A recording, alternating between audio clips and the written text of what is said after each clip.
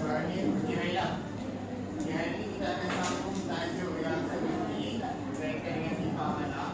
Saya perlu hari itu pada kita ketiga kan. Hari kita sampai kan.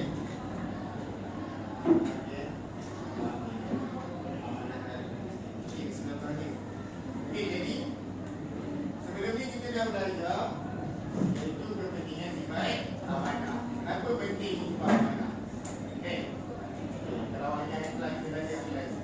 Okey, urusan baik dalam Islam. Apa yang menyebabkan sifat amanah ni kalau kita jaga urusan kita lebih baik dalam Islam. Urusan kalau amanah, contohnya sebuah negara tak akan ada yang korup, tak akan ada yang apa? Tak akan ada yang pecah amanah, CNN, betul tak? Okey, yang kedua dipercayai dan disenangi. Okey, kita boleh ambil contoh Nabi Muhammad sendiri. Nabi Muhammad SAW ketika mana dia bersifat amanah, orang berada sebagai apa? Apa gelar Nabi? Amin. Apa maksud dia? Orang yang amanah. Sehingga kan Nabi, walaupun Nabi ni seorang Muslim, seorang Islam, kalau ada, walaupun Nabi ni benci, kan? Disebabkan Nabi sebagai Islam, tapi kalau orang kafir jahiliah waktu itu, dia mempunyai satu benda, ada satu rahsia yang perlu dijaga.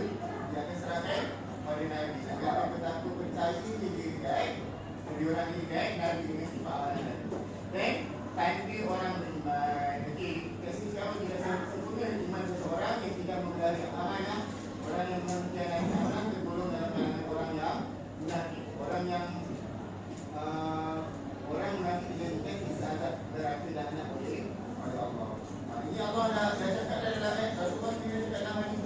Tanda-tanda orang amanah, jiza amanah, dan tanda-tanda orang munafik, jiza amanah, khon. Maksudnya, jika kamu diberi amanah, dia khianat. Itu tanda-tanda orang munafik.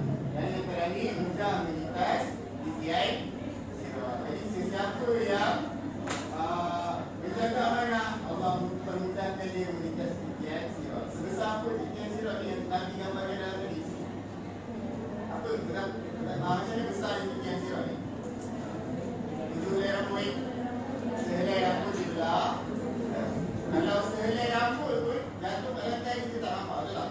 Apatah lagi sehelai rambut yang di belah. Lepas tu dengan awak apa ni takut lagi nampak kan bawah tu ada api neraka.